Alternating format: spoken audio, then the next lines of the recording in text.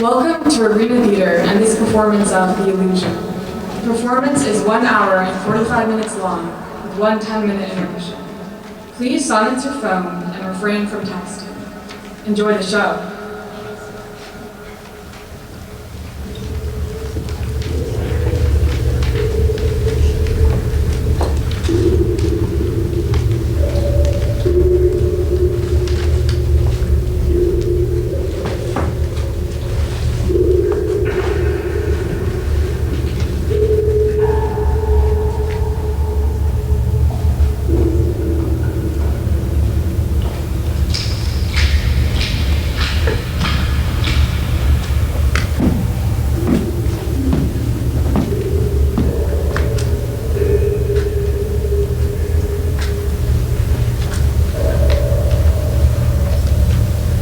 The cave of the magician Alcandra.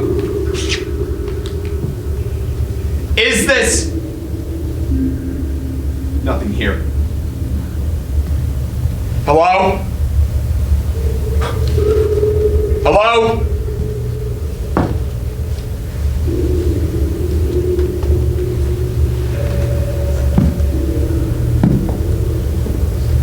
Is this the cave of the magician Alcandra? I'm a pilgrim in need of her services.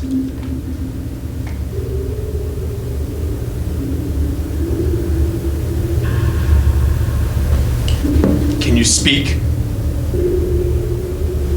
Is your master in? I followed the directions carefully, but I seem to have arrived.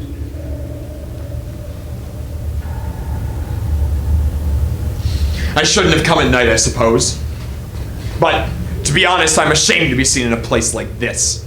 Wizards and spells.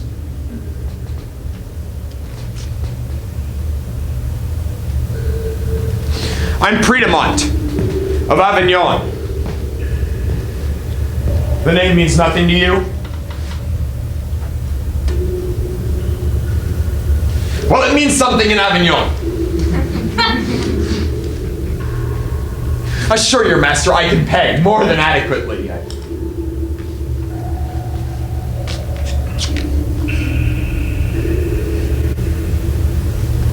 Say something! Move! Fetch! Announce me! More light orb! Very well. I must have the wrong address. 1,000 pardons and good night. He doesn't speak because he has no tongue. And because he's deaf, he didn't catch your name. Priedemont of Avignon. I'm looking for the sorcerer Alcandra. They told me lives in this dismal pit. What do you want from her? Do I have the honor? What do you want? This is close enough. My time is precious to me. Your business, or go away.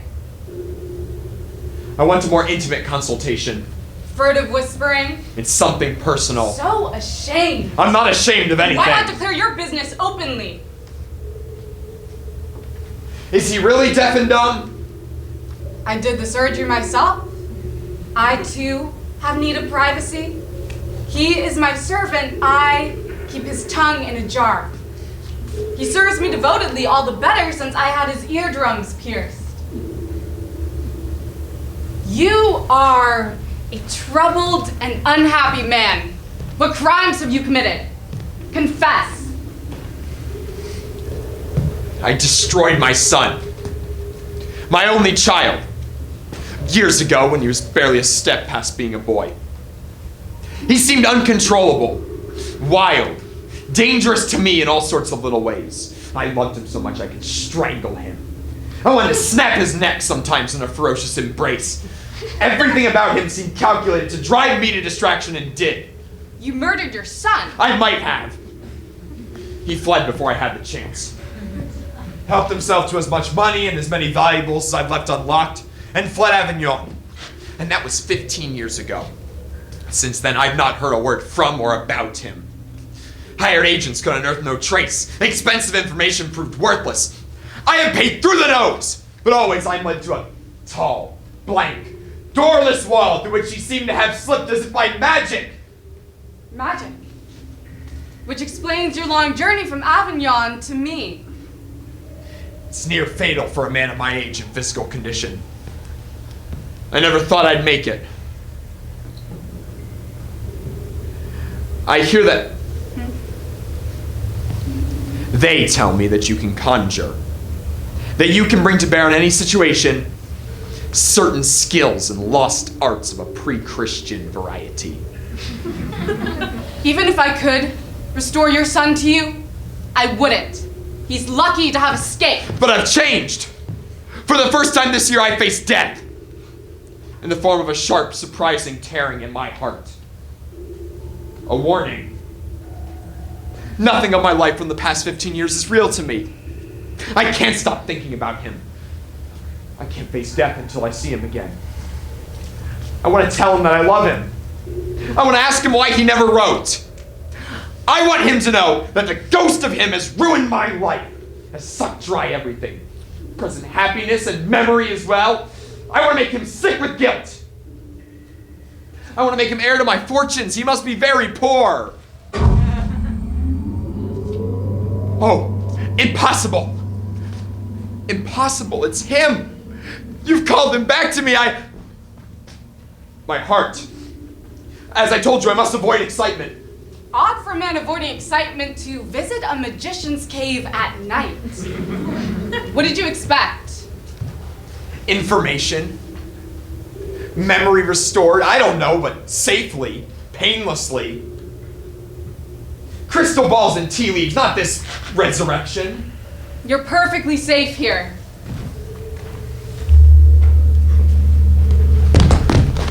Frightened? My son always frightens me. I want to speak to him. Nuh-uh. Violate the boundary between our world and theirs only at the greatest peril to yourself. Cross over and you may not be able to find your way back. Then what am I to do? Use your eyes, your ears, take from their carryings on whatever you can, these clouds of colored vapor. Resign yourself, a fitful sleeper in the throes of a nightmare, powerless to affect his life, a possibility you relinquished years ago. If he teeters on the edge of a fatal trap, you can call out a warning. Still, he'll fall in and die. I wouldn't want to see that. I'll show you his life, just as he's lived it since you cast him off. How it ends, I cannot say. He's so young. He's hardly aged at all. Before the night is through, he will. You see him now as a young man you banished years ago. Life is still fresh to him, full of wonders. I have seen a most splendid vision! What's he talking about? Is he also a magician? He is frequently in love. The vision's name is Melibea! That one there, your son's great passion, his waking dream. If we retreat, the first phantasma can commence. I was hungry. I trapped a hawk. A little wire snare snatched it by the red foot, and I said, "That's dinner." But it pleaded with me not to eat it, high heart and all. So I released it after making a pact. I set you free, you find me other prey. And I let it go, and in a panic it tore madly away. I followed it. It led me here to your garden, Melibea. More wonderful than freedom, or the air itself, where with the hungry eye of a hawk I'm watching your every move, my love. At home, he always told stories like that. When I could catch him, I'd whip him for telling lies. This garden wall encircles paradise. Within Melibea waits. If I touch the stones, I can feel her heart beating. And I know it's beating for me. Melibea, open the door of your garden wall. It's cold out here. I'm freezing. It isn't cold, it's spring and warm. And I know who you are, Callisto. Callisto? Well, his name's not Callisto, it's... You can't come in here. I'm in already. Only the sound of you. Eventually your voice will give out. My voice in your garden. My words in your ears. My fingers in my ears. I'm deaf to your prayers. My words will linger till they spy a chance. When your guard is lowered, to shower you with love. Your voice is honey. Even your contempt, a sweet, potent liquor I draw into my roots. And then I sprout green leaves atop my head and blossom purple buds of desire for you. Out here, Melibea, look out here. Don't you want to see such a miraculous plant? Come and shelter under me. I am a Melibea tree. You're silly and you're poor, Callisto. I don't have time for your games. Please go away. I'll climb the wall I'll call the gardener. and let his blood water the roses. Let me in or I'll stab my eyes out. Leave or I'll have you arrested. I don't know you. You're excessive and strange. Callisto, that probably isn't even your real name. It isn't! His name isn't Callisto, it's... Sit and don't move. Watch and don't talk. Callisto. Like from some old romance. Oh, but I must interrupt, please! Something's wrong. Something's off. It looks like him, but they got the name wrong. What do you mean wrong? Wrong according to whom? It isn't wrong, it's what it is, it's what it has to be. Callisto. It's a perfect name for him. Shapely, strong, open-ended, with a little bite. There are always these small discrepancies between vision and memory. Concentrate on the general outline, leave the details to me, and keep quiet. She thinks he's an imposter. Perhaps his new name's as false as his fancy getup. Yes, perhaps. Watch and see. You're an imposter. Look, I'm sorry you're so miserable, but it's not my fault. It is. It is. I'm done with you. I'll die out here. Die and decay, you garden pest. Alicia, make sure that leper stays outside. And if he tries to breach the barricades, shoot him dead. Between the eyes. My aim is true. You can always depend on your trusty maid. Let's have a look. God, another one. Another what? Another suitor. Each day there are more. They're dropping from the trees like the apples of autumn. Just as wormy, most of them are. Just as overripe. If I have rivals, I have to fight them. There's just one other roundabout today. Well-bred, polite, a charming man. I was trying to be charming. It didn't work. She hates me now. Well, She does, she hates me. I'll die. I can't live without her. You saw her yesterday for the very first time. You've spoken to her twice. You lived before you met her, and you'll live for years to come. I won't. You will. You look perfectly healthy. I only look that way. Inside, I bleed. And so does she. She suffers Dreadfully.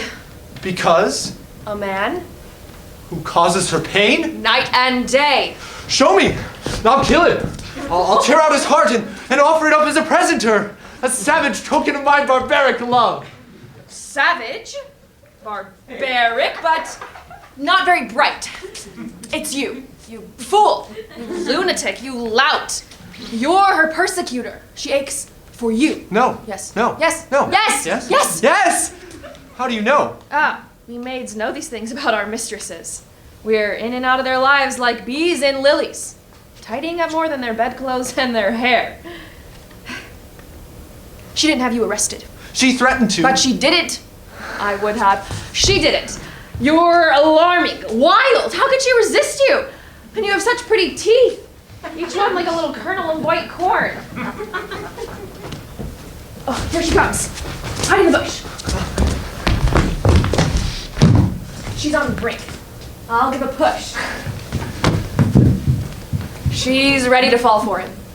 Head over heels. And why am I helping? I know how he feels. When passion possesses, you freeze and you burn. And your bed sheets get knotted. You toss and you turn. Your laundry gets soiled and you tear out your hair. So I'm helping out. And why should I care? I find him attractive. And intrigue is fun. And a surrogate love affair is better than none. Who are you talking to, Alicia? Alicia! I thought I warned you to keep this gate shut! There's a gentleman, ma'am. He's lying out here on the ground, writhing and flailing in some kind of mortal agony, making terrible, terrible sounds. Oh, let me see! There's no one here. He's disappeared. Well, maybe he got better and went away. Or maybe he crawled into the bushes to die! We can start beating around the bushes, I suppose! There! The poor bushes. Wherever he's crawled, we'll hear him moaning. He moaned very strangely. The poor, poor man. Strange. Yes. Each moan sounded like someone's name. Yours, in fact. Just like this. Olivia!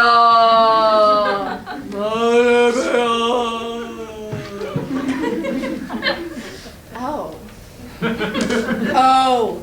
Oh, it was Callisto! Ugh! Callisto. Callisto. That troll! That fountain of dreadful metaphors. He's found yet another way to make a spectacle of himself. Yet another way to drag my name through the mud. Oh, please, Holy Father, Blessed Mother of God, what crime did I commit that you should send this demon to torture me? Make him go away. He frightens me. I hate him. I hate him. I hate him. I hate him. I hate him. I hate him. I hate him. I hate him. Going very well. Congratulations. Back in the bush! I'm not done yet. I know just what you mean, ma'am. The minute I saw him, I said to myself, I hate that man! For one thing, he's so ugly. Isn't he? Remarkably ugly. Warty like a squash. Greasy, fat, the ugliest man I ever saw! Oh, he's not so ugly as that. Ugly enough and incredibly stupid. Stupid. A veritable clod of earth. An ox could outsmart him. Well, I thought he spoke well. Sure, if you like hearing gibberish. It wasn't all gibberish. Please, ma'am, your natural generosity carries you away. I am not naturally generous. It's just that he... All that hot air. Melibea, so fair, radiant, divine. Beautiful Melibea, little star of the dawn. Actually, I like that part about the little star of the dawn. You're far too sensible to fall for that stuff. I mean, obviously you aren't worthy of such intense, passionate adoration. What does that mean? Well, it's obvious. Oh, really? I mean, you're perfectly nice and all, but you're not exactly the little star of the dawn. Well, he thought I am. But he's a troll. No! I mean, yes. But there are worse things than trolls. Many worse things. Trolls are, well, unusual. Unusual, yes, and sweet. Sweet. Yes. Maybe a little. Who? Callisto. Maybe a little. Maybe. A little. A little. And he'd probably be better behaved and sweeter still if it weren't for that toothache. Toothache? Yes. Oh, he has a toothache. Horrible toothache. For 8 days running. Oh, there's nothing worse than a toothache. Nothing. His manservant tells me Yes. that to ease his terrible pain, The toothache. the toothache, he sings and plays the lute. I love the lute. And that the countryside 4 miles around grows peaceful with the bright response of birds and playing and singing. Handsome as a god, he isn't even Callisto anymore. He is Orpheus. Oh, he is Orpheus. And I am his Eurydice. Oh, rescue me from hell! Pardon? I said I don't feel well. I have to go to my room. I can't breathe. If I see him again, maybe I could give him your handkerchief. My handkerchief. He could use it to wipe his fevered brow, or I could wipe it for him. Don't you dare! I mean, let him wipe his own brow. I mean, I have to go! It's strange. Very strange. I did better than I expected. Nearly convinced myself. It's destiny. I am the child of fortune, Alicia, the orphan child of fate. I was cast out, the winds blew me here on great brown wings. And I always knew she'd rescue me. She had no choice but to love me. I almost feel sorry for her. You look hungry. Starving. But I think I'm about to be fed. Your eyes are pretty when you laugh. You will be true to her, won't you? I have a heart, Attractively enshrined. and I feel responsible since I've set her up. My every thought is of Melibea. My eyes are all for her. Sweet Callisto, your eyes are very dark. Like my father's. Deep, dark. There's nothing but love in them. That's the look! See? In his eyes. The look that said danger to me. 1,000 times since the day he ran away, I have asked myself, did I imagine that look? But there it is. Makes my blood run cold. I am glad to have seen this. His feral stare, like a wounded animal, dangerous with teeth. What might he have done to me if I hadn't driven him out? He is merely in love with his Melibea. That's a look of love. Love, yes. But what does love mean? Nothing. Well, anything can be love. Any sort of emotion. I find myself enjoying this vision, this vindication. It's delectable. Memory without pain. Like eating a great deal of delicious food without indigestion. As if you lived a life you never really lived. It makes me feel immortal. Oh, please continue, I watch gluttonously. I will bring her to you, who is yours by fate. I think she's simmered long enough and should be ripe for eating. Poor little bird.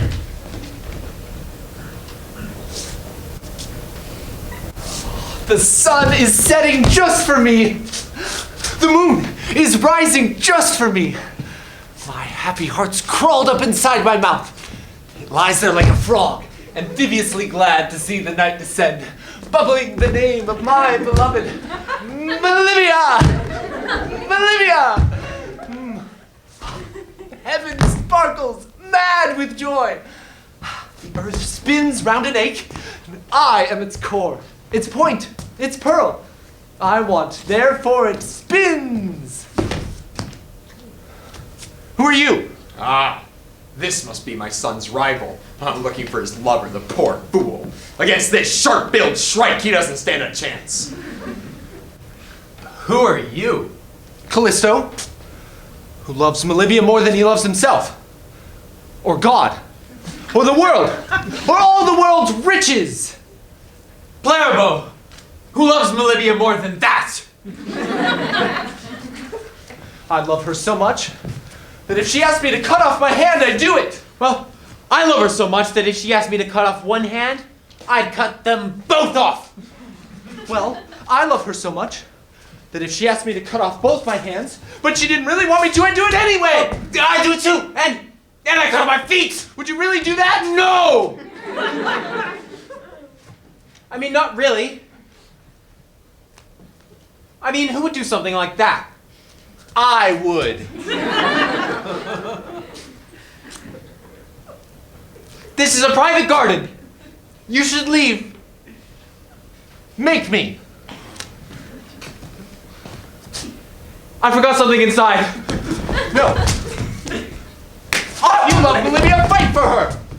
But I don't want to fight you. You have to. We're rivals. That hurt. That really hurt. You hurt me. I did. Yes. I've never been hit before. I could keep hitting you. And it would hurt more and more. But you know what will make the pain completely unbearable? Melibea will come through that door soon. She'll see you beaten. It hurts to be hit.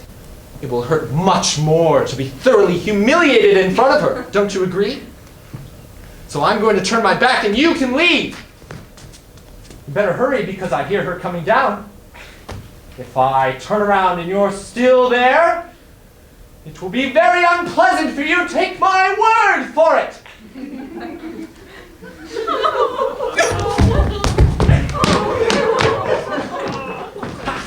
My first did. Wasn't so hard.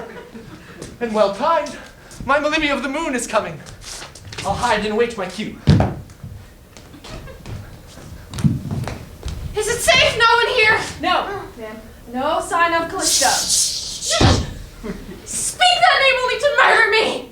What's wrong with you, ma'am? I have a fever. I thought the night air would cool it off, but it makes it worse. I hurt. Where's the pain?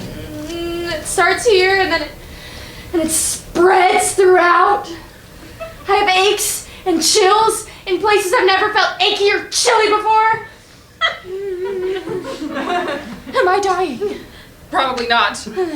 Where God gives a wound, he also gives a remedy.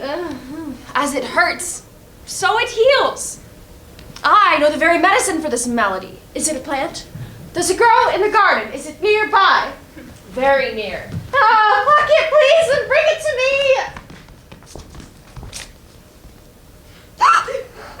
me! Melibea!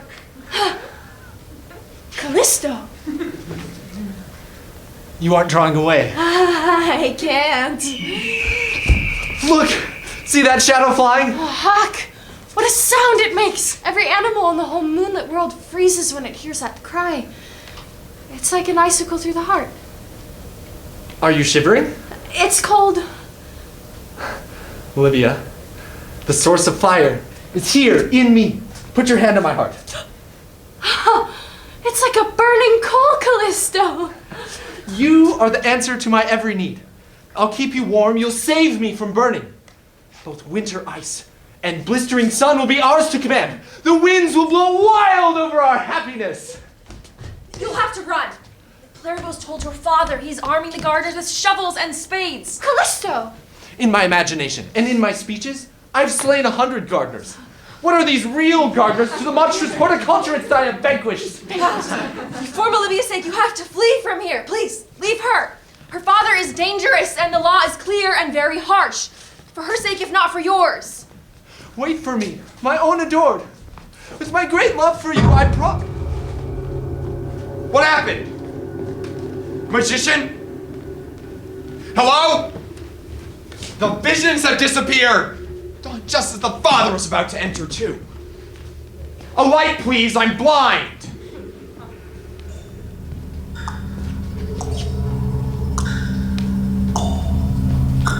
Don't be alarmed. A great leap is taking place. Days, months, years, perhaps. But the father was about to enter! Irrelevant to the story. But... Your servant, he... Yes. Why is he making that noise? To indicate the passage of time. But... He's making that sound with his tongue. Yes. You told me he didn't have a tongue.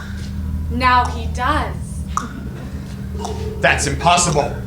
If I can bring back your son, I can restore a simple little tongue. Check your pocket watch against him. You'll find he's remarkably accurate. Can he hear as well? Naturally. He'll need a functional pair of ears to effectively participate in the vision about to unfold. Participate? But we can't enter their world. You said that! I said it was dangerous. And it is. But it can be done. I used to do it all the time. Finally, I grew too old, acquired this hobgoblin. Now, when it's necessary to cross over, I simply fling him into the chasm instead of going in myself. Would you care to try it? Join your son in his shadowy habitation? Absolutely not. I'm staying here. No, of course not. Consumption, scrutiny, expectation, not participation. A wise choice, mi padrone. We begin again.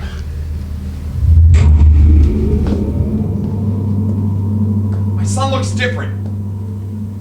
Has he aged? Well, his clothes are richer.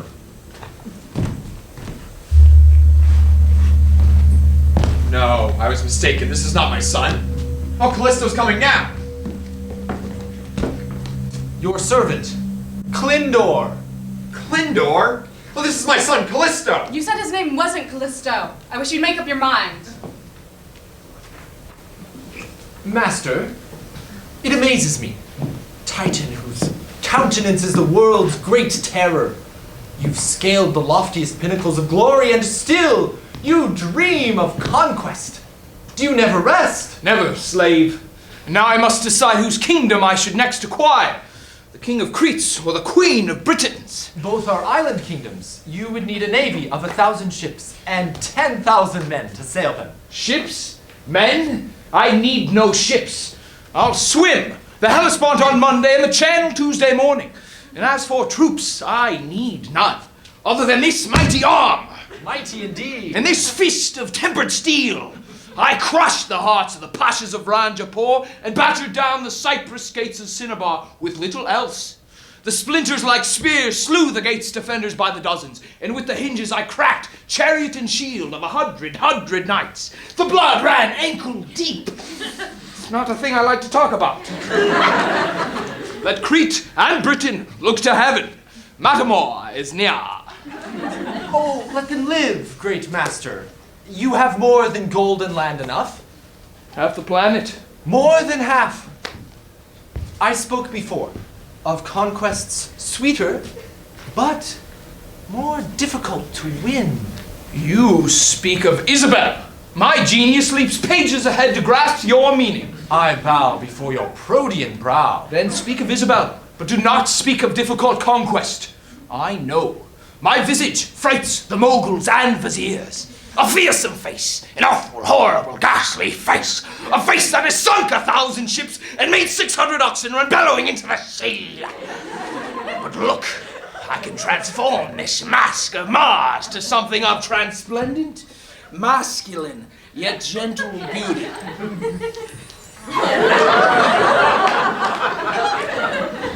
Sorcery! You are as invincible, I see, in battles of the heart as of the sword, and not even the proudest woman could resist you.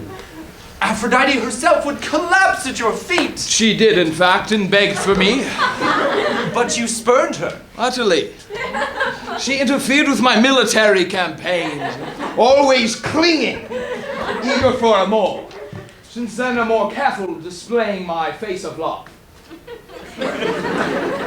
Temperate and wise. But on your face, my godlike lord, for Isabel is near. Isabel, you gave to her the sonnets I indited to her beauty. I did, my liege. What was her response? She read them carefully and wept. Tears of joy, no doubt. And here she comes. She's accompanied by my rival. Like a tick, he clings to her inseparably. Where are you going, scourge of heaven? He is a weak man, and weak men are foolish. He might be tempted to challenge me. Then you could obliterate him. I never fight with my love face on. I worry that it might get scratched. Put on your terrible mask of war, then, and slaughter him. What? With Isabel so near, are you mad? My mask of Mars clapped on my face, I'm fiercer than the tusked boar, and I may gore them both, skewering my love and rival both. I spoke rashly. Perhaps we should retire instead. Perhaps we should. I'll lead the way. I have devoted myself entirely to discovering the sight, the sound, the word that will finally awaken you to my devotion, the word that will set marvels free. But nothing penetrates your shrouded heart. Those who don't understand the world think words have meanings that adhere with constancy. You offer me a thing and say it is a rose. To you, no doubt, it is.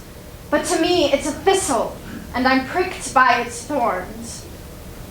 You say you love me. I say you torment me. You describe me at great lengths, and I know you think I'm flattered, but in point of fact, I'm bored.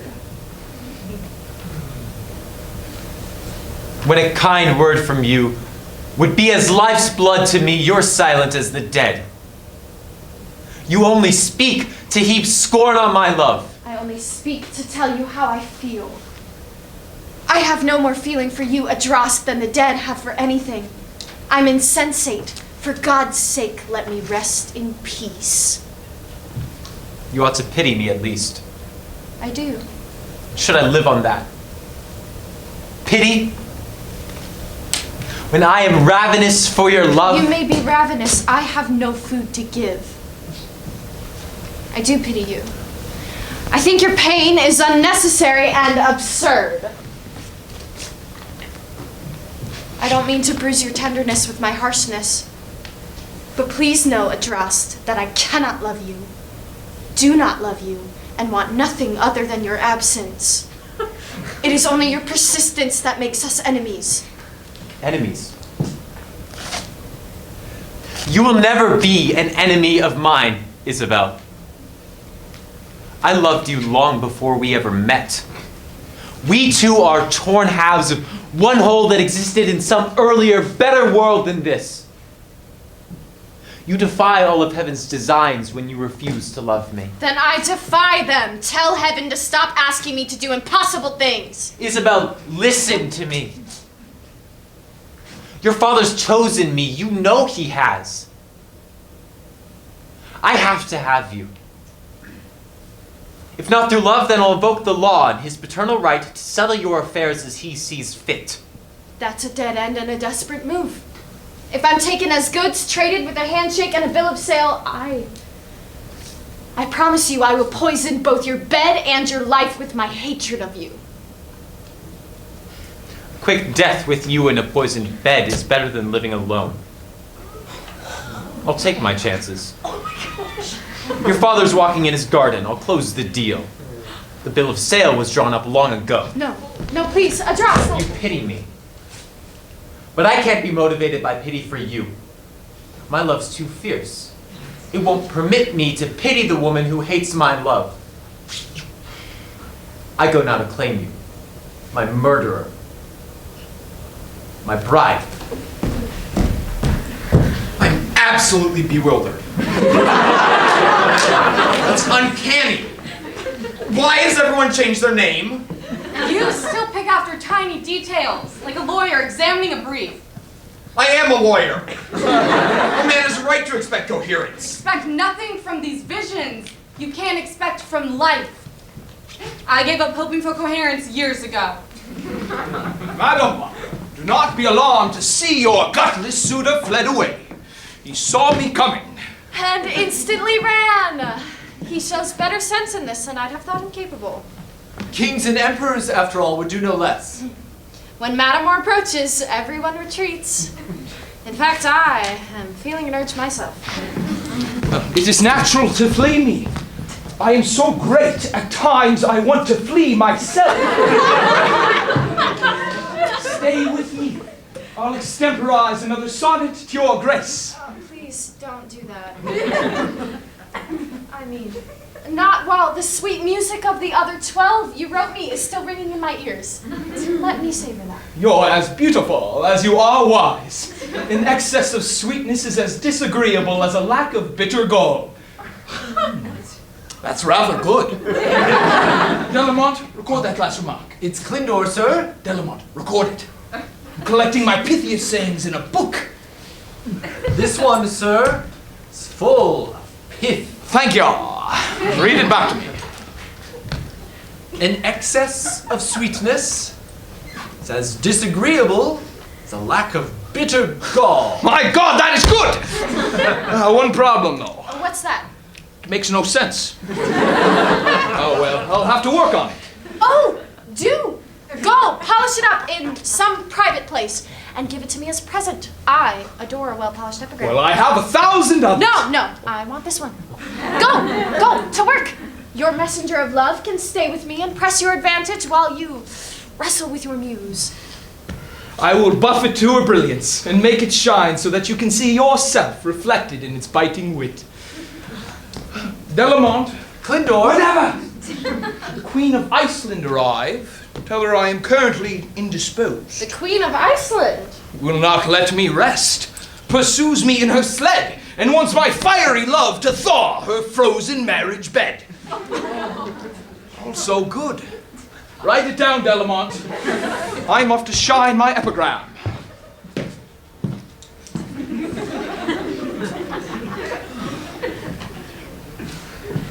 It'll take several years, I think, to make that saying shine. Well, we shall have to amuse ourselves while he's away. Can you, messenger of love, amuse me for so long as that? For several years. Without a doubt. Well, begin then. I need to be amused. I'll tell you a story. Is this story fact or fantasy? Does it matter? Yes. I've heard far too many fantasies today. Tell me something true.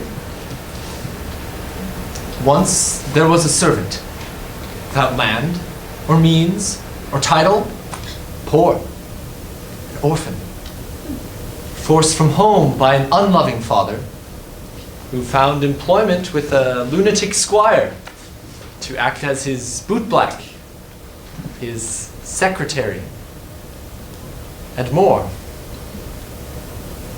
To deliver messages of love to a beautiful lady. This is a sad story. I'm intrigued, but I'm not amused. It gets sadder still. Can you guess what soon befell the poor young Mercury? Tell me. He went one day to deliver a letter to the lady, and unexpectedly, he delivered his heart instead. Did the lady accept it? I've forgotten how it ends. Do you think she did? Yes. Yes, I do. Even though the messenger had never told her of his love before. Oh, but he had. With a tongue of air and a quiet voice that spoke truer, clearer, finer words than any she'd heard in the endless vocalizing of a dozen braying lords. It did not brag, lie, flatter, or threaten, this quiet voice, but it sang a silent hymn of adoration that only her heart could hear. And then what happened? Well, I suppose they fell deeply, completely in love. The story is improving. Maybe it ends happily. Maybe. There's a rival. There always is a rival. And a father who forbids their love? Fathers, too, have a habit of becoming the very nemesis of love. Well, what hope for a good conclusion then with obstacles like these? Obstacles are only obstacles till they're overcome. In all such stories, the lovers exchange some token of their passion. Traditionally, it seems to me, a kiss. I never defy tradition unless I'm driven to. My father's choice is made, now I make mine. I love you. My father's very strong, but I'm stronger, and I will have my way. Tell your master I refuse his advances. My heart is occupied with other matters. I will send my maid down with a letter explaining the strange fortunes, the vagaries of love.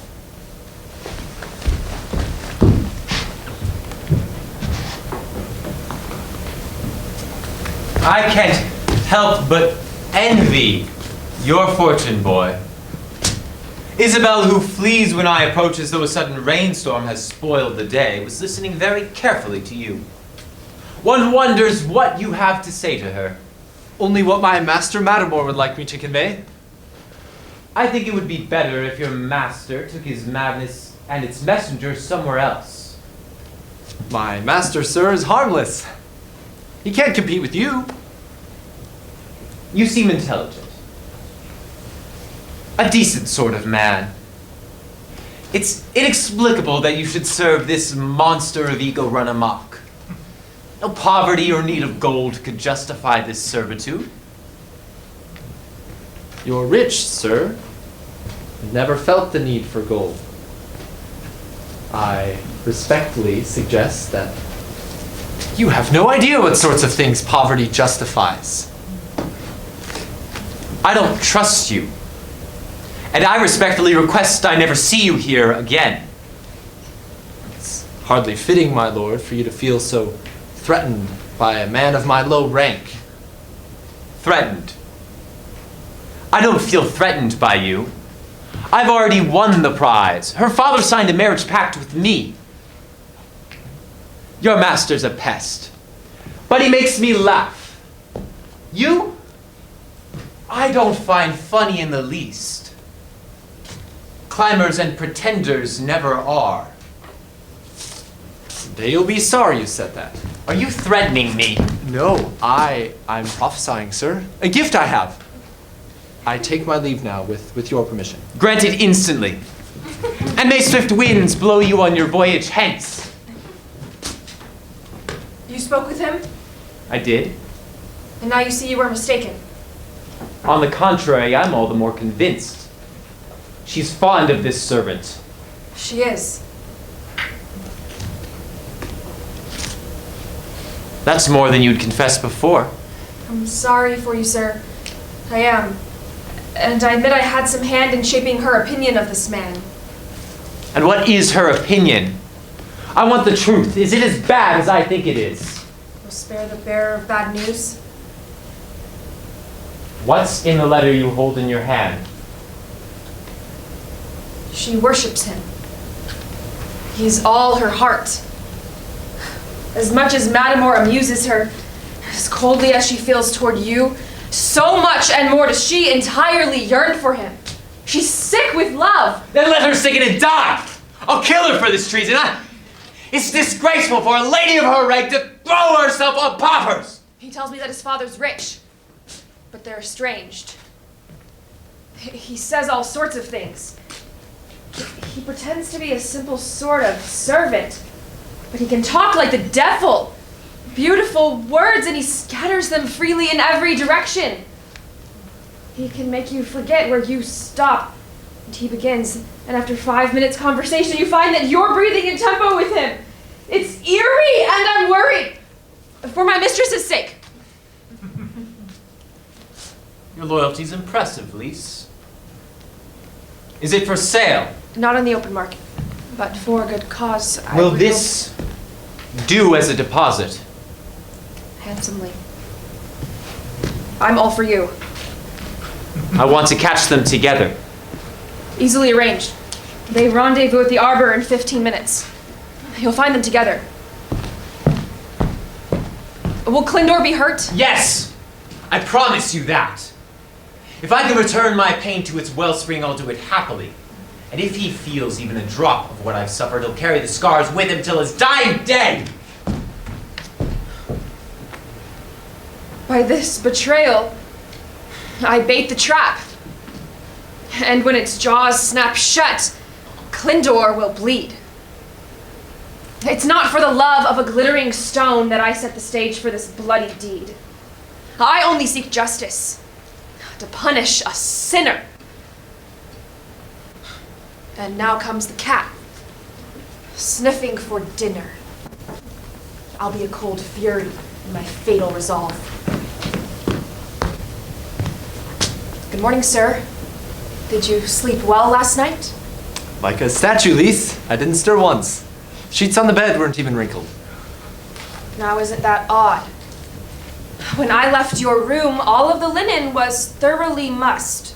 But after you'd gone, I smoothed everything over. Like magic, the bed looked. Like it hadn't been touched.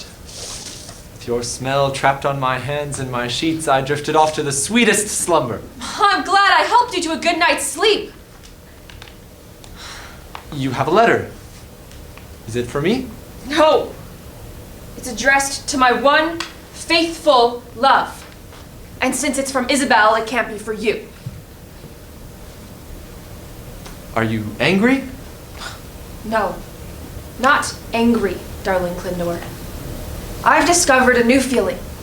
One that has no name, and my heart is full of it. If I could make a broth with my heart as the meat stock and this feeling as the spice, one sip would curl your lips back from your pretty face and send you straight to hell. But I'm not angry. I haven't been untrue to you. Isabel would be surprised to hear you say that. I'm a little taken aback myself. I love you both equally. What nonsense! I do, Lise, I do. Equally, but differently. Equally but differently? Her sparkling eyes, my dainty foot. Your beauty and her money. I see. Well, that's blunt. I won't insult you by telling you stories. Could easily spend a century or two in bed with you. But you can't live on that. Do as you intend to do. Go where the money is. My desire's all for you. But all you have to offer is desire. I do desire Isabel and also all that Isabel affords. I'm tired of being poor. You have nothing. I have less than that. 2 zeros equals 0. It's simple mathematics. The worst thing is, your schemes make sense to me. Marry money. I'd do the same. Love and poverty short-lived. Poor and married, we'd soon fall out of love. You understand? God help me, I do. I knew you would. The letter? Please.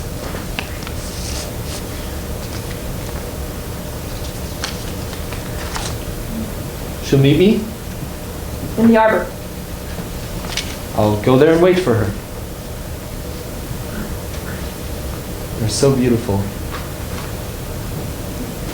It's dangerous to stay. My love might get the best of me and spoil everything. The best of you? Now there's a laugh. I've had your best, and you've had mine. And used me up, and cast me off. Your best, you bastard, looks no better to me than your worst. He thinks he's now a little god in the golden shrine of Isabel's heart. I'll tip him out, this serving man, and watch him tumble down as he pricks this trickster. Let him pay.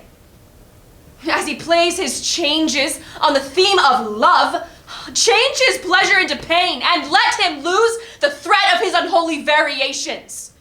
Justice and unhappiness. That's how it has to end. They're all in league against him. I don't want to watch anymore. But he's your son. Surely you want to see how he fares in this sea of sharks? Not really. No. It's too upsetting and I don't like what's going on. But it's history. It's memory. It's all already happened. You're closing your eyes. Can't I alter can that. leave. Oh. Well, your tricky heart.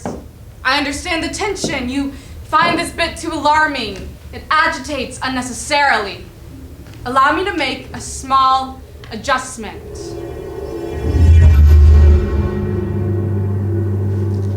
On the other hand, if revenge tastes sweet, like they say it does this taste so like brass? Because as much as I'd love to spoil his plan, I'm still in love with this cat-like man, whose cruelty is all of an animal kind, a matter of muscle rather than mind. And though he deserves to be knocked down flat, there's nothing accomplished by killing the cat.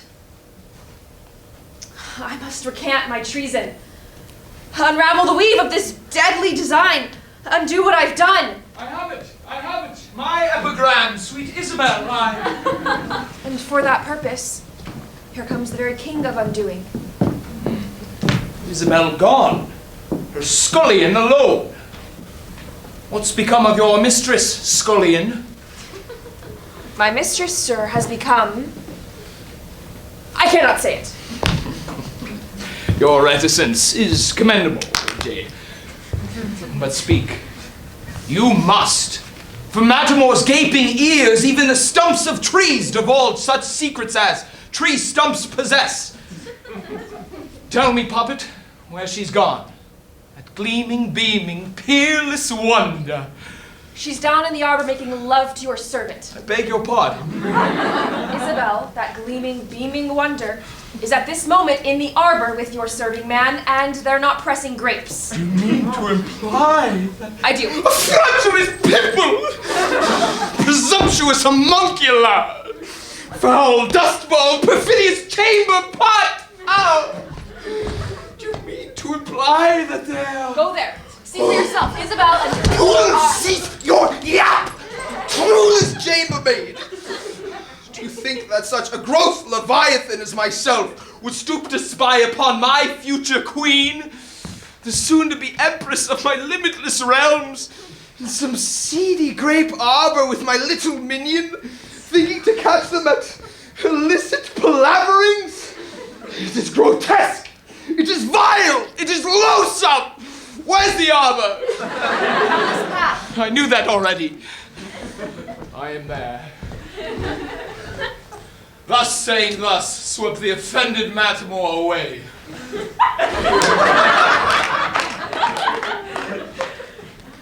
The tender scene he'll interrupt is better torn asunder by this poltroon than by poor, love-torn, and dangerous Adrost. There still is time. I pray madness travels faster than the spirit of revenge.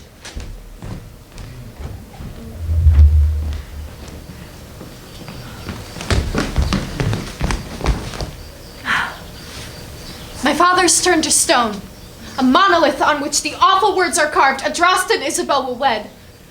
He would rather see me dead than married to a serving man. It's not safe for you in this tyrant's house, and any strange noise, we have to run. I can protect myself. Since we last met, you have become as irreplaceable to me as the blood in my veins, as the air I breathe, as my memory of joy, as my dreams at night. Protecting you, I keep myself alive. My father's house is barred to me. I have nothing to offer you. Except your love, which is all I desire. The wanderings of the heart will at last find rest, the vagaries of love will cease. Here will be home forever. For you, for me, my only love. The doom in heaven with thunderbolts split this usurper's dog, this treacherous quarry! Oh God, is he dead? no, not dead. Merely overcome by prolixity. Let me talk to him. Unspeakable Machiavel! False, forswearing Judas lips!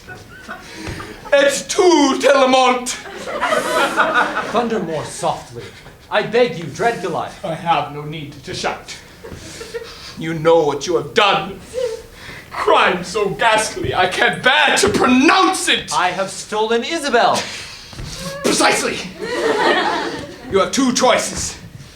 One, to be seized by the heels and flung straight through the celestial crystalline spheres into an abyss where the elemental fire will consume what parts of you remain unripped by broken crystals. Sounds bad. It is! Or two, to be transformed by a spell I know into that lowliest of creatures, the naked mole rat. Thereafter to be stepped on by my puissant boot. After which, your skin will be made into a little rat skin purse for Isabel to wear, embroidered with the words, "Thus died Delamont, traitor to his lord." Actually, there's a third choice. There is? Yes. I could beat you to a bloody pulp. I see. And which of the three will you choose? Guess. Listen. The ignominious deaths I've mentioned ill befit so well-trained a soldier as yourself. Say you're sorry. Promise to observe the sight of Isabel forever, and we part as friends. Do you prefer that? I'd prefer to throw you in the river. I can't swim! That's too bad. Oh, spirit is astonishing! My warrior heart cannot but thrill to hear so brave a boast. Spoken like a soldier. I am magnanimously moved. I give her to you. As one soldier, however greater, to another soldier, however less. I have so many lovers I can share. Well, it breaks my heart to lose the chance to be your concubine.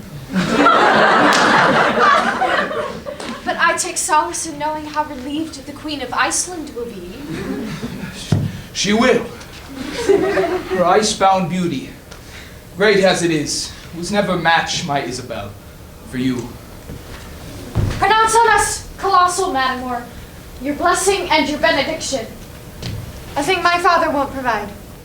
Let me be your father then, if that's the role I'm meant to play. Pledge each other your vows. I stand for once as silent witness. And I, for once, obey you, Father, and bind my heart, Clindor, to yours. Confirm that vow by giving me. Your hand on her slave is profanation! Your punishment to lose that hand!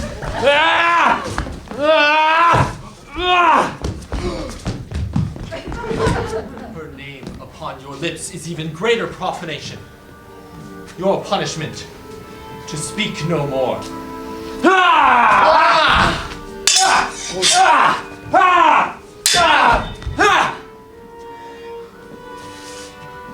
This isn't dangerous, is it? It looks dangerous. I'll make it disappear if it upsets you. No. Just wait. Let me. Look at it! Oh, God, go! That's wonderful! Thrust! Thrust!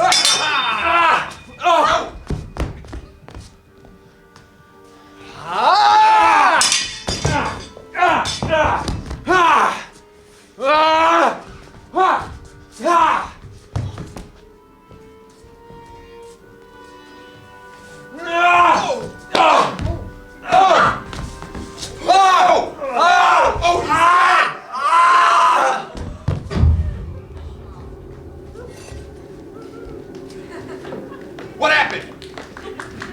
Where's Clindor? In prison, of course, where murderers go. He's not a murderer. I know the law. It's self-defense. He was attacked. He killed a nobleman. He has no means, no lawyer to defend him. It's gone badly for him. I'm afraid the penalty is death. You lied to me. You said it all turned out well. I feel a dreadful tingling in my heart. My Valerian drops. My servant will get you some water. Then he must go. Go? Go where? Across the threshold to the other side. From here to there. He's eager to go. He crosses over? Dissolves a cloud of vapor like them? But does it hurt? It exacts its price. Yes. Well, then why put him through it? My visions are concocted through a forced conflation, a violent synthesis of light and shadow, matter and gossamer, blood and air. The magic's born of this uneasy marriage. It costs, you see, it hurts, it's dragged unwillingly from the darkest pools. I need his agony. I'm a chemist of emotion. His misery is my catalyst. It fuels my work. I regret the pain the journey causes him. I'm fond of him, I suppose, but I have to keep the work interesting for myself, don't I? You can't imagine. I've seen so many illusions. Get going.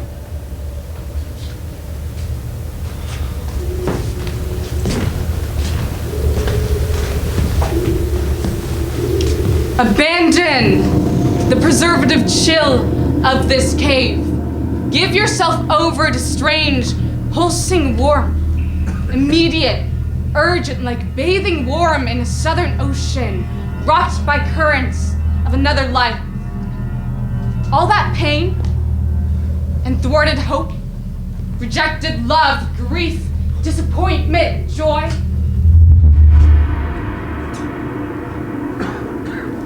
The heart chases memory through the cavern of dreams.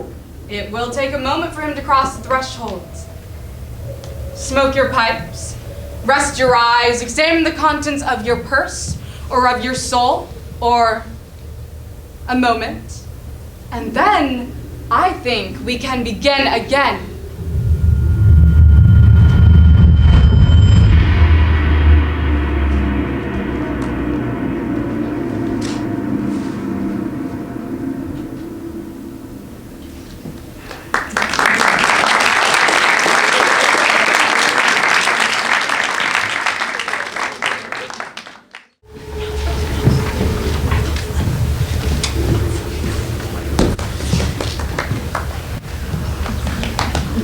Set the scene. Mysterium Mechanicum. The moon, a dead man's pale white eye, lowers down over your son, doomed now to die.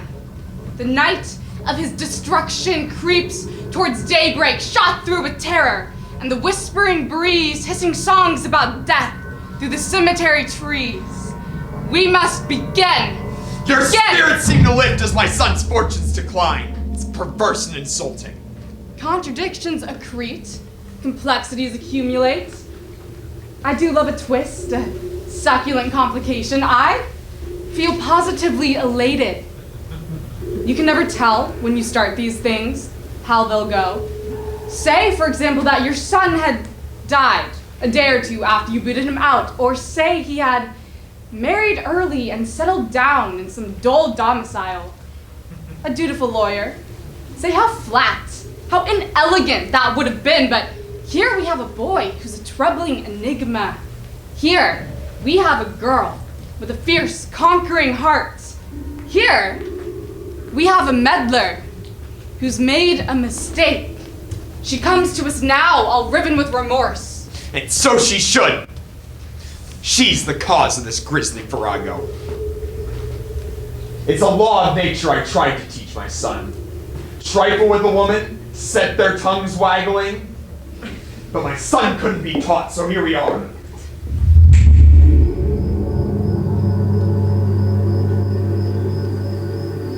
It's a guilty murderer's moon that's rising tonight, spreading shadows over graves.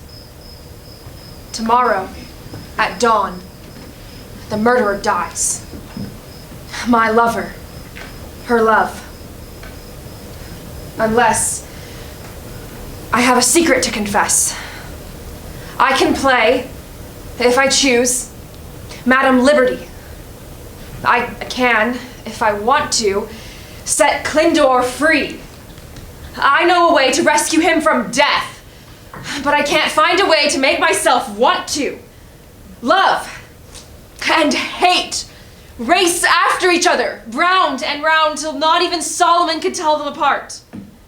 Indistinct, dangerous, frayed with pain, they riot in my gray and gloomy heart.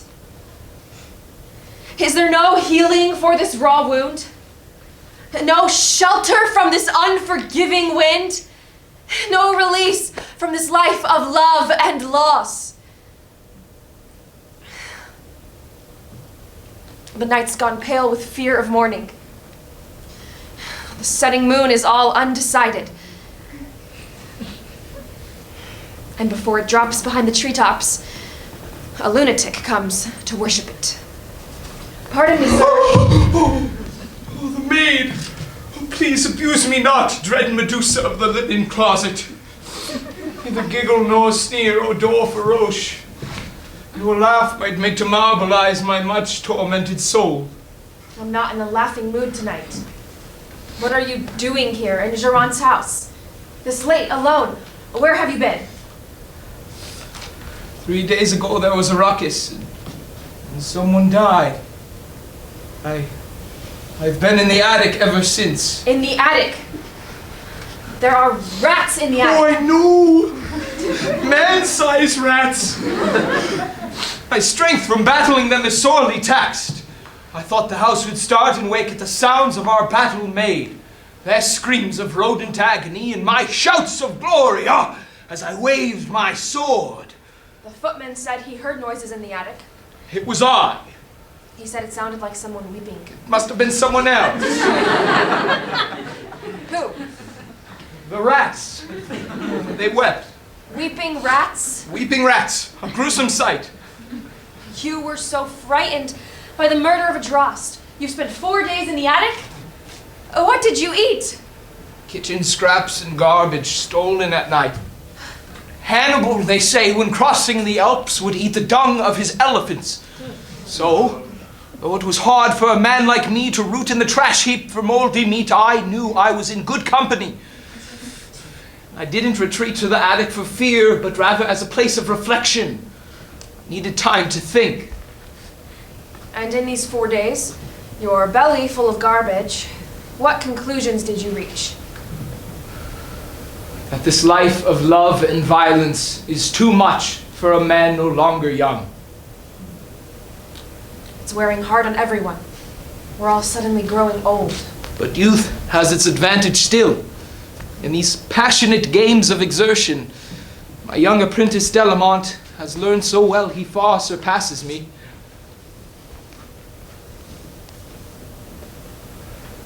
I never killed a man. I resign my place to him. I plan to become a desert monk, a hermit in a cave. There are no deserts in France. I thought the moon. The moon? Yes, that moon there. I have given up hope for this cannibal world. No good will come of it or of its creatures, but the moon, it's cold and bleak, they say. Perhaps in a cave, on a comfortable rock, viewing the expanse of some lifeless lunar desert, I'll learn to dream smaller, less tumultuous dreams. If you do learn, come back and give me instruction. I can't mop and bucket. I'm not coming back. But think of me up there. My peaceable catechism.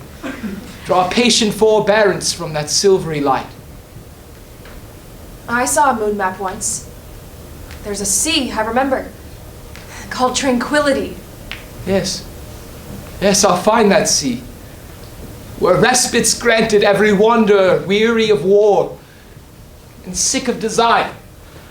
I'll drink a cup of its water for you.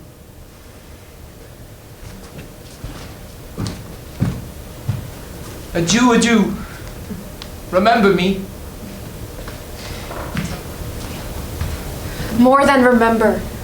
I'll worship you, my patron saint. You catechize me to withdraw my poor heart from the lion's den, to leave the blood sport of love to my betters. I see a way to a golden means, by which I am revenged, but nobody dies. I have preparations to make for an earthbound journey, and yet I will rise, sky high, even higher than if I followed this man to the moon.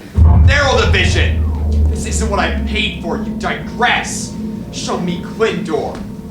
I've visited prisons often enough. They're terrible places. He's probably wretched. Show me that! No, no, not the girl. I don't want to see. Soon, your son. But first, this.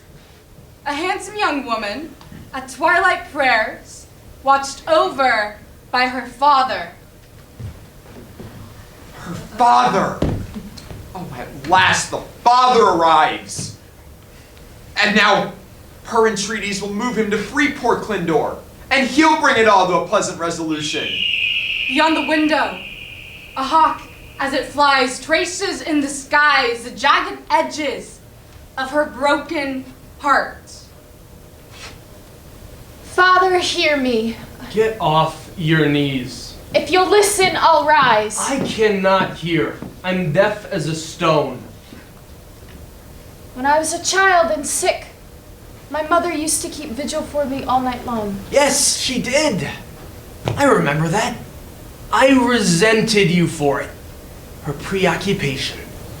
You always were a troublesome child. I'm keeping a vigil for his deliverance. It's very odd. You look like me. There's a distinct family resemblance, and yet I can't seem to place you. At times you call to mind a daughter I once had, sprung from the same flinty soil as I, made of fine, tight-woven stuff. The goblins, I think, stole her away one wild night and left a changeling in her place. A simpering, weeping girl who throws herself at serving men, whose tears are selective, reserved for paupers, for little ragtag orphan boys. But she's got no grief to spare, oh no, for the grotesque murder of a noble young man who loved her dearly, for whose destruction she is not. I'm ashamed to say, entirely free of guilt. Punish me then. Let me die in Clindor's place. Oh, you'd like that. Whore and martyr. Now there's a distinction. I am your daughter. If you ever loved me, Love? Love? What does love mean? Nothing! Anything can be called love. Any ugly emotion. Love, that illusion, that hydra-headed gargoyle into whose foul maw everyone tumbles. Giddily, each with the same insipid look of sheep-like expectation. Love, that sarcophagus. Love, that disease. That demonic black misery. That catastrophe. Love. Do I love you? Oh yes, my daughter. Oh yes, I do. Not like your pauper does. Tender and moist. Not with sweet, wet kisses tasting faintly of decay. I love you, Isabel, with a heart of ice, drained and dry, bred of denial, restraint, and control. A love whose flesh has been boiled off. A clean, cold, hard, white, bone-like love. I am the law. Come, shiver in my arms. No, you prefer your paramour, of course. His lawless extravagance and his oily heat. I will show you, Father, how true a daughter of yours I can be. I will become a deadly adversary, a coiled viper as venomous as you. I will give you 100 hidden Be reasons careful to how fear you me. threaten. My patience has its limits. Your worst threats hold no terror. I would rather you cut my throat than kiss my forehead. Rather feel the point of your knife than the touch of your hand. Ludicrous bravado and wasted breath. Here, my pampered patricide. Here. Murder your father. Astonish him. Show him he was wrong to think you feckless, inconstant, weak-willed, and flighty.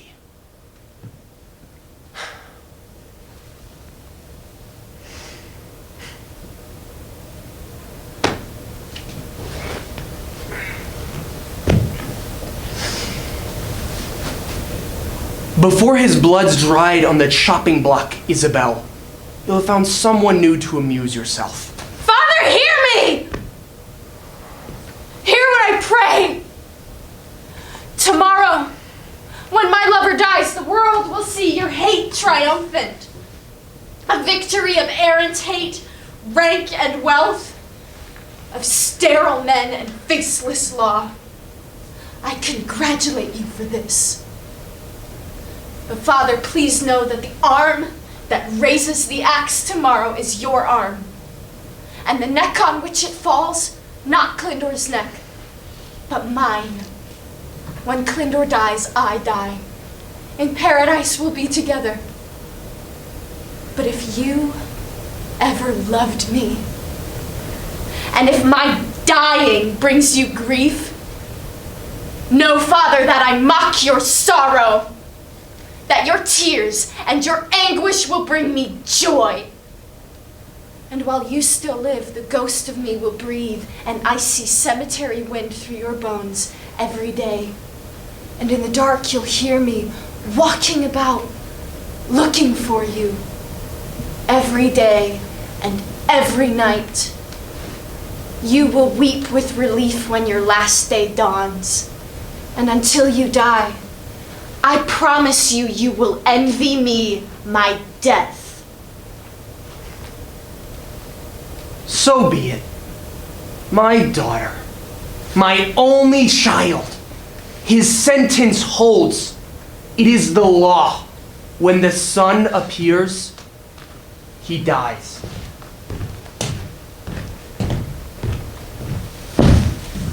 It's abominable, isn't it? The way some people treat their children.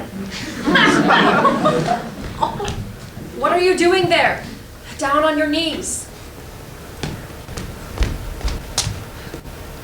For a mad moment, I thought, my God, she's scrubbing the floor. Help me, Lise.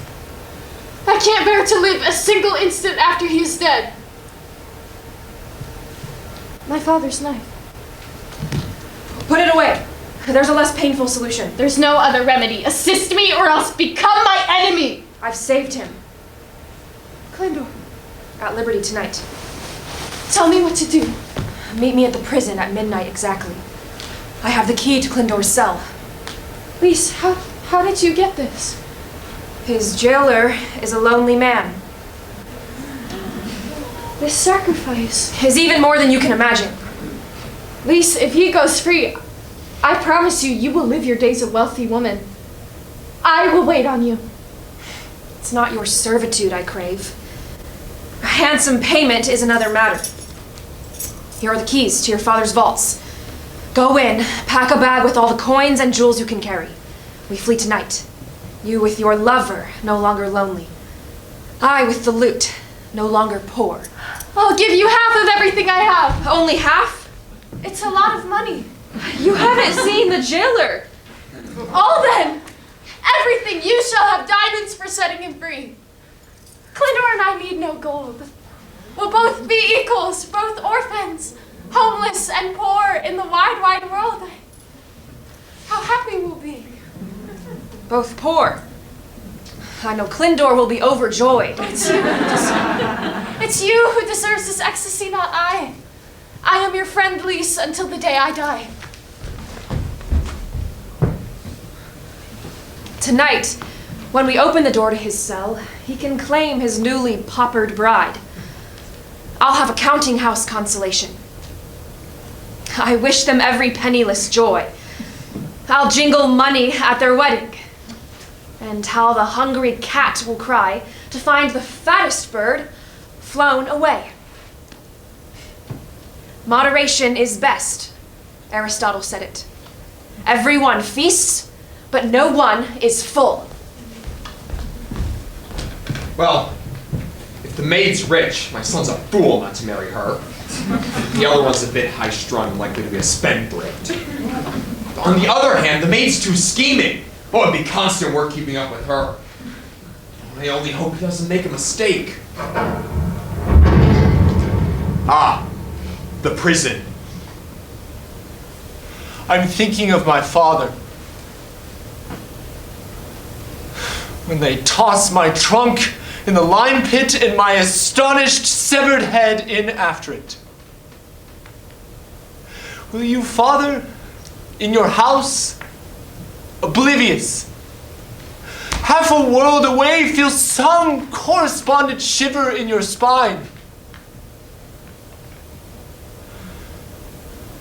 When the sun and lime have bleached my bones, will your mouth unexpectedly, inexplicably go dry?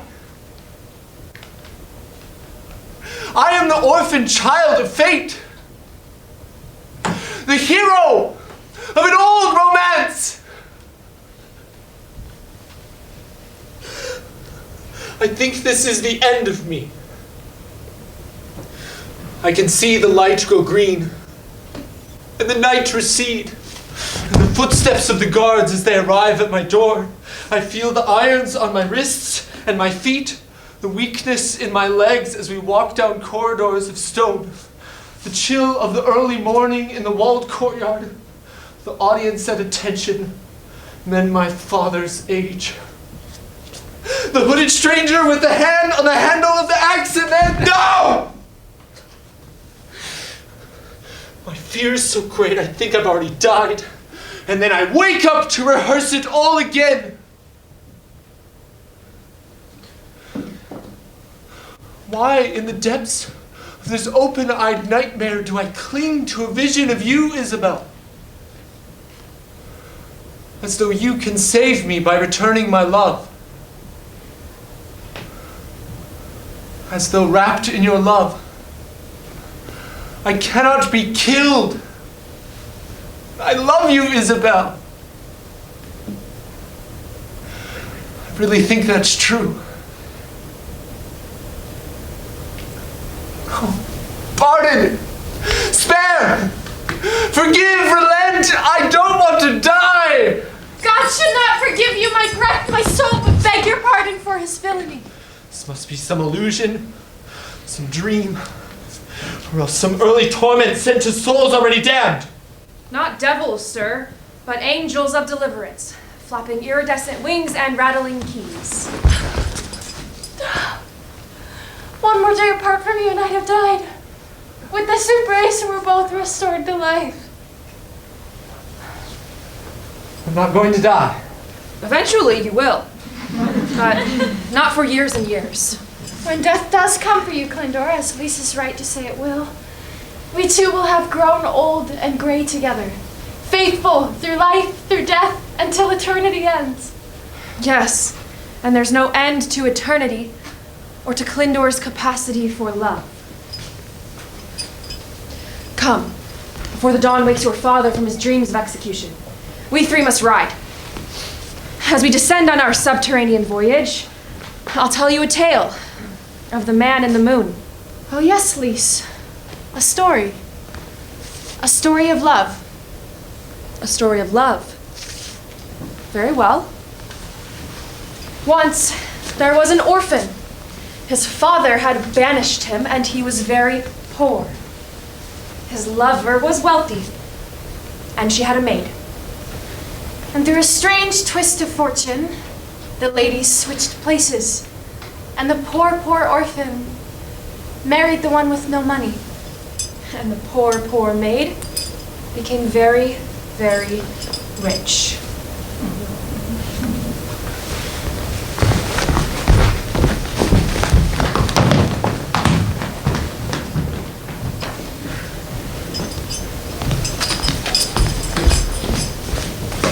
Come back! Come back! I banish you forever! Forever! Return to me, my gold! My child, my gold, my child! My gold! Mine, all mine! All mine! Thank God that's over. Breathe again. Light! Hello?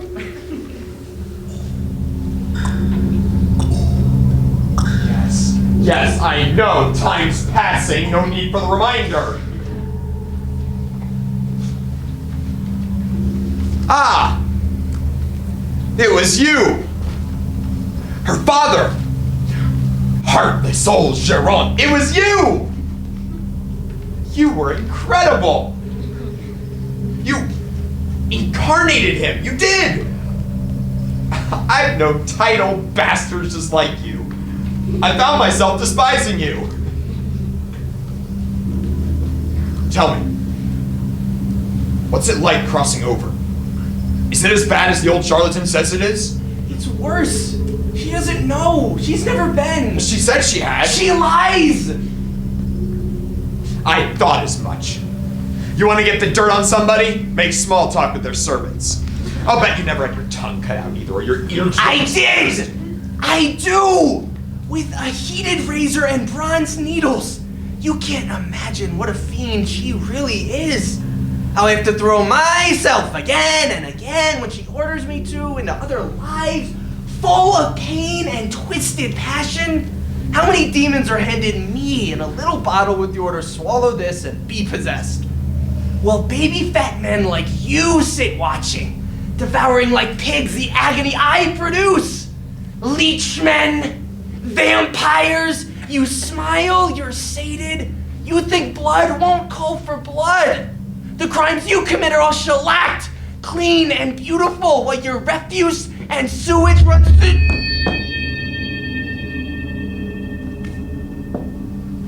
Has my servant been amusing? What did he say to you? I don't know. He seemed upset about something. Nah, well, he usually is. It's this back and forth business. It wears on the nerves. The last vision is ready. Proceed. The married life of my son Clindor and his wife Isabel. I wonder if I have grandchildren.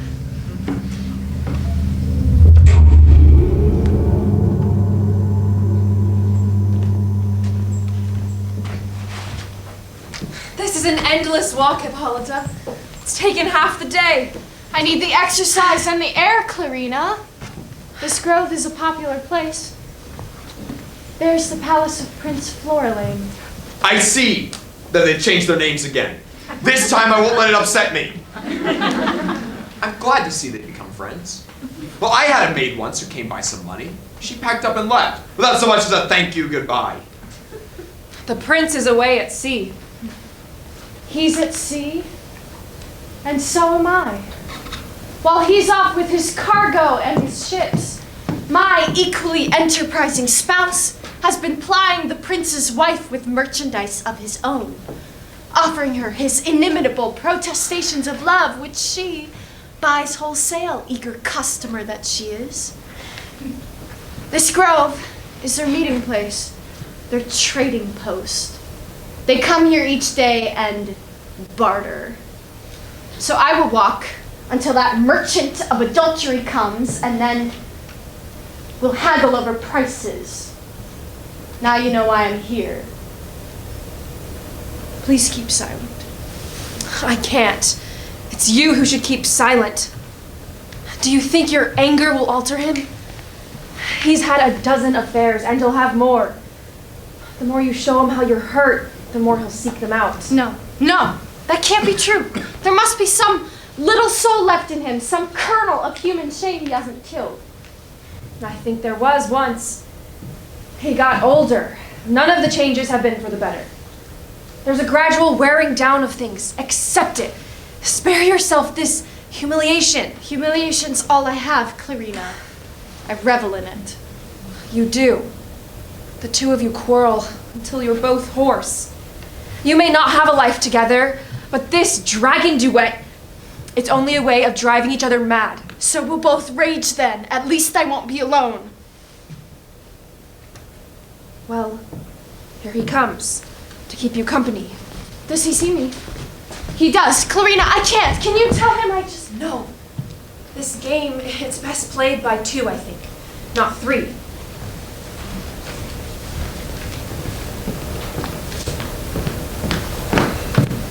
Rosine, my own adored. There's little time for pranks and teasing. Our tryst today will have to be quick. My wife's asleep. She'll expect me She home. knows where to expect you, Theogenes! And she is wide awake, although she appears to be having a very bad dream. God. In all the worst moments of your life, you make that little gesture and say, "Oh God." You are the filthiest liar I have ever met. You can't possibly believe God would ever listen to you. Hippolyta, you're mistaken. No, I was mistaken once. I remember the day, though you, I'm sure, don't. You said you loved me. I believed you. And now I am so rarely mistaken that I want to kill myself. I gave up all the comforts of my father's house to flee into poverty with you, a common soldier, incurred his wrath and broke his heart, and for what?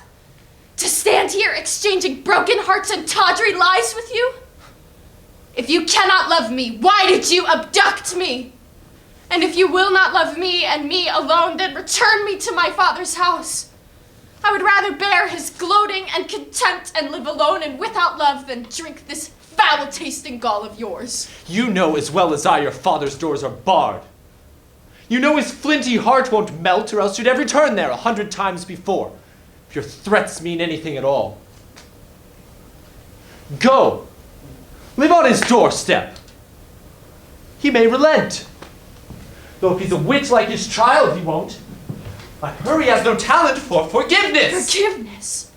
Forgiveness is for people who've admitted that they've transgressed. How could I possibly forgive you when you think you've done nothing wrong at all? No, this isn't how it should be at all! They're wrangling like fish peddlers.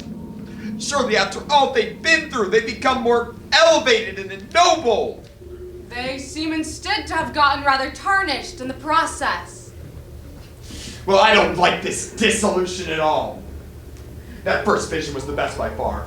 I'll see if I can remember that and forget the rest of this. Considering what they'll cost, I can't believe you won't try to retain them all. I came to you to barter, to launder the fabric of my recollected life. You haven't lived up to your promises. I gave you back your son! And what have I done? Abducted you? You came willingly enough. Your desire for me made you accomplice, if not mastermind, of your abduction. You're no victim. I learned the art of murder for your sake. And for your sake, I honed my skills and built up a bloody fortune in service to the prince to compensate you for your loss of wealth. And the prince has amply rewarded your bloody deeds. And you, in gratitude, no doubt, have rendered service to his wife. Once a servant, always a servant. Once false, then false forever. Oh, that's exactly how you women think. One mistake and everything's ruined. One indiscretion means 1,000 more, regardless of the uncountable kindnesses your husband may have shown you. A husband may be Christ-like in his sacrifice to you, but you catch him with a mistress, or 2, and he... or 3, or how many is it? I've lost count. And he becomes the Prince of Darkness in your eyes, evil beyond all repair. You aren't the Prince of Darkness or the Son of God. You're just something wearily in between, hell-bent on disappointing. You keep me around to forgive you your sins. With each indulgence fresh in your heart, you run out to muddy your soul again. I'm exhausted by this ritual. I forgive you for everything from now until the day you die. Forget about me and my pardoning. Think of the prince. My treason to the prince embarrasses me. But there's something in the danger and the treason I find attractive. If she weren't the prince's wife, I wouldn't want the princess. Don't forget the circumstances under which our love first caught fire. Didn't that tell you anything about my tastes? I wasn't thinking as clearly then. You think that fire's dead? It still burns furiously. Feel. No! The heat's still there and it's still impressive. It's just a trick you learned somewhere and meaningless. I love you. Allow me this betrayal. You can find room for my insanity. Clarina was right. I must enjoy being humiliated or else I'd strike you now. I only ask this. Consider the danger. When the prince finds out what you've been doing, what do you think will happen? This isn't a game. It's treason. A crime. I know. Death threatens me for this. But I've spent my life in love, and love is all I am. If I cease to love, I cease to be.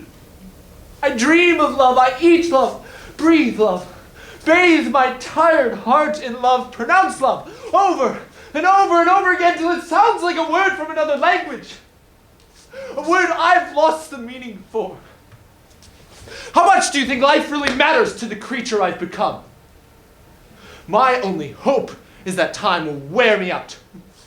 My flame will eat up all the air and die!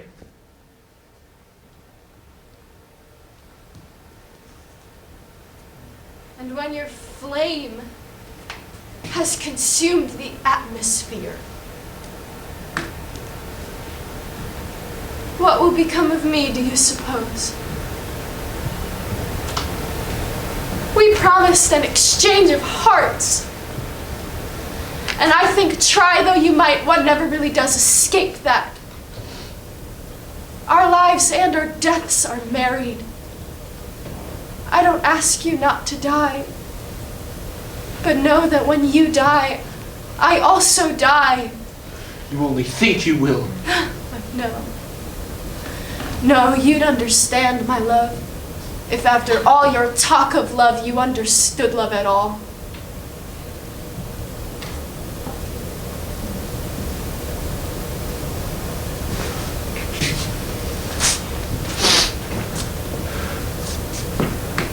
If our lives and deaths are bound together, and if in dying I would cause your death. It would also be the case, I suppose, that you, in living, force me, your love, to live.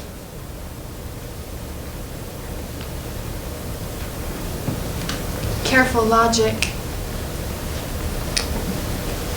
Well constructed. Your reasoning is impeccable.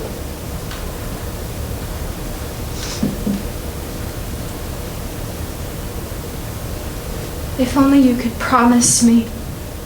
I do. I promise love forever. My single soul. Complete. Eternal. Faithful. If I could really have that. Just one day, from morning until night. Just once. Ah, Diogenes, there you are! Your Grace. Back sooner than you planned. Did the weather turn your ship around? A hurricane blew up from the Windward Islands, and troubling news arrived from home. I hope your wife, the princess, is well. Never better. The trouble's small, a private matter and easily dispensed with. I've been hunting. I thought I heard your hawk. You probably did. A pity. This morning at the hunt, an archer killed him accidentally. He served me very well, that hawk. That is a pity. Hawks are hard to train. Yes. And rarely worth the trouble. Too intelligent. Too proud.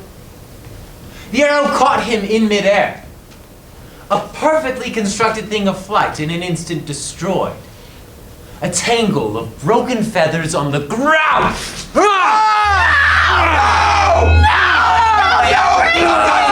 My son! Help!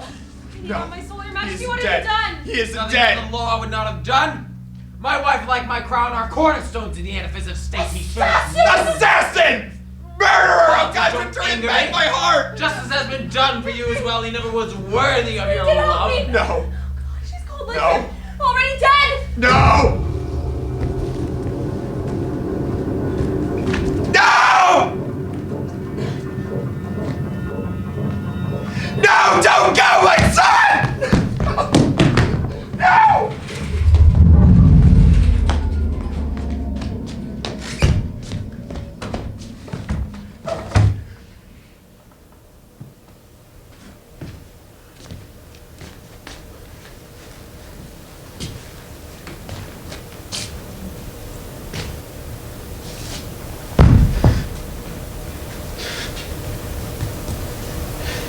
God!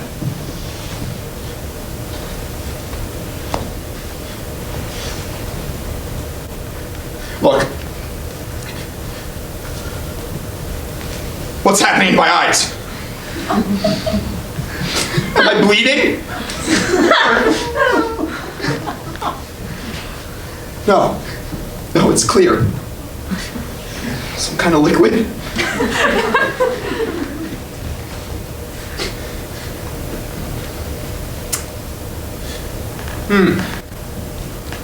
Salty but quite delicious. Good. Save a peck for me. This jewel, this precious leaded crystal pendant, for this diamond Dolorosa, so hard fought for, so hard won, for this food, my sustenance, this infinitesimal seepage, for this atom of remorse, this little globe in which loss, love, sorrow, consequence dwell in miniature, for this iota, for this splintered particle of grief. For this, I turn the gumstock machinery. I write the rickety carpentry of my illusions. For this, to see your granite heart soften just a bit. My heart, magician, doesn't soften. Though under considerable duress, it breaks. Scar tissue forms. He's dead! His poor, miserable wife!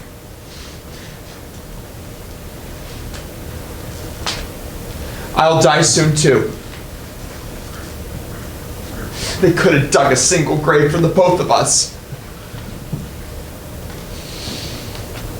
Terrible day to have seen that! My eyes hurt. I never want to see again. I have nothing more to show. It's over now. Yes. Finished. It's over. And I'm sure you're anxious to be on your way. At a steady gallop, you might make Paris by morning. Paris? Why on earth would I want to go there? To see your son, To of see? course. Oh, what? Is he buried in Paris? Buried. Though I hate boneyards. Weeping wax flowers, the ghoulish custom. There seems to be some misunderstanding here. Your son, he's... Yes? Your son? What about him? Well, he isn't dead. I beg your pardon. Your son's not dead, sir. Not really dead. I merely showed him to you in his present occupation. These scenes you watched are from theatrical repertoire. Scenes from plays. Your son Is alive? is an actor. Alive? But yes, alive. My son. Alive. My son, I thought... You didn't think this was real. Oh, sir, I do apologize for that, sir. I really do. I would have thought anyone could see. Oh dear. Oh dear, these moon calves and mock turtles made of illusion and reality, they slip and they slither. I ought to be more careful, more punctilious. Really, the distress she must have felt, it's inexcusable. Where? Where is he? At a charming little boulevard theater in Paris, near the Tuileries.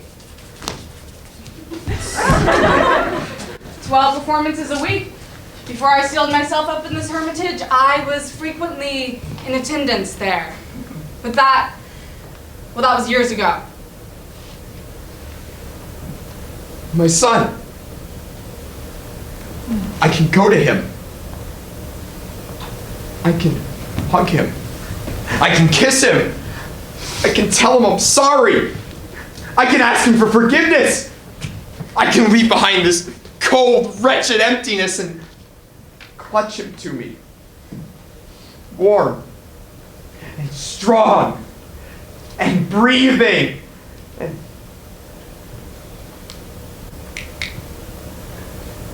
breathing.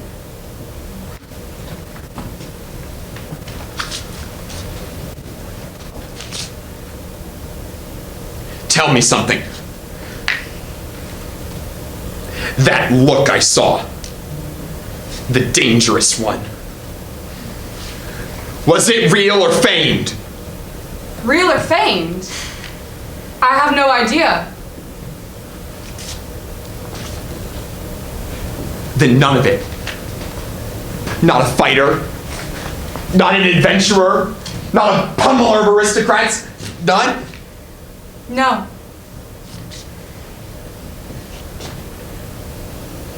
No.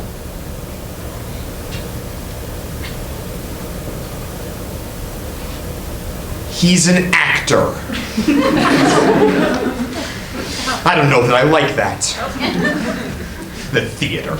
All that effort devoted to creating a make-believe world out of fancy talk and angel hair. No more substantial than a soap bubble. You're moved by the sight of a foul murder. And then, the murderer and the murdered are standing there, holding hands, taking bows. It's sinister. No, not so sinister. What in this world is not evanescent? What in this world is real and not seeming? Love, which seems the realest thing, is really nothing at all. A simple gray rock is 1,000 times more tangible than love is. And the earth is such a rock. And love, nothing more than a breeze that dreams over its surface, weightless and traceless. And yet love's more mineral, more dense, more veined with gold and corrupted with lead, more bitter and more weighty than the earth's profoundest matter. Love is a sea of desire, stretched between shores. Only the shores are real, but how much more compelling is the sea? Love is the earth's infinite mutability. Lies, betrayal, murder even are all knit up in it. It's the inevitable blossoming of its opposites. A magnificent rose smelling faintly of blood, a dream which makes the world seem an illusion. The art of illusion is the art of love, and the art of love is the blood-red heart of the world. At times, I think there's nothing else. My servant has prepared the bill. I pay my bills promptly. I thank you for your services. We try to please our patrons, don't we, my friend?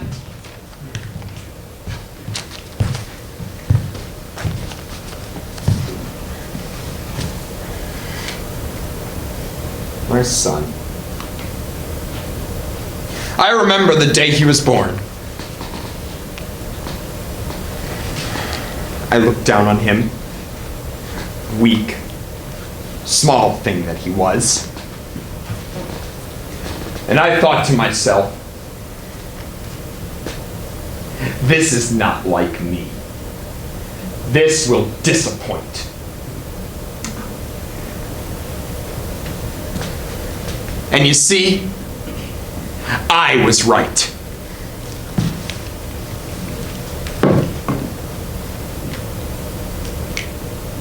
I may, if health permits, travel to Paris to see him.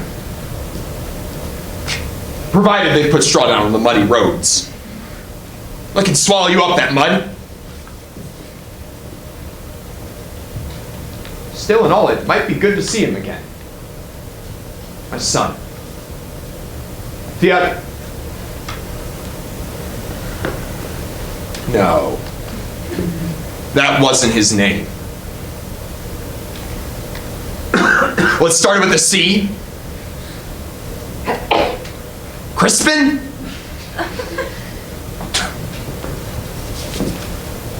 All these memories and I've forgotten his name.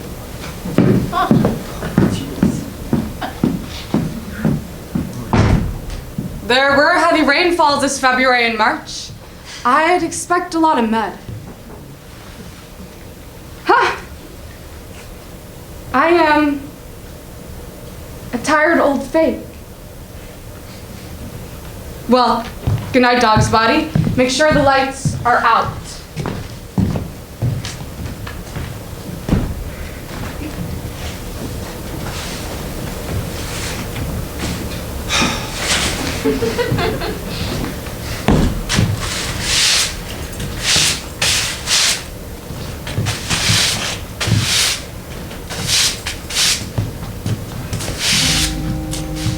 I want to leave this planet. I don't like it here. Pardon, sir. Can you tell me the way to the moon? I'm lost and mapless, a wanderer through the world. That way? You're certain of that?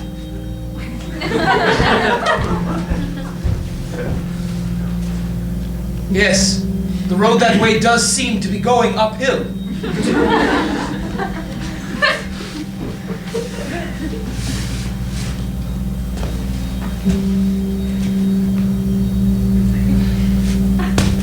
Not in this life, but the next.